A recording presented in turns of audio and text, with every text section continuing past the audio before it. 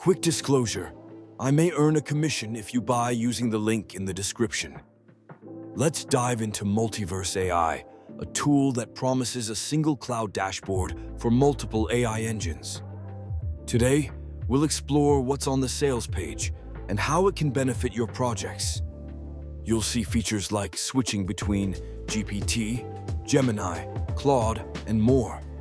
It also includes templates, a DFY prompt library, and one-click exports for images, voice, and video.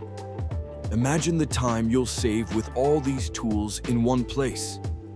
If you create short-form videos, you can choose the best model for script ideas. For voiceovers, 11 Labs is a great option, and for images, go with SDXL or DALL-E. The dashboard is designed to streamline your workflow and save you time. Now, let's talk about costs. Keeping separate subscriptions can really add up, but the sales page offers a limited time, one-time price, and a 30-day risk-free guarantee. If you want to check it out, use my link, aitrendbest.com/multiverse. And remember, I may earn a commission at no extra cost to you.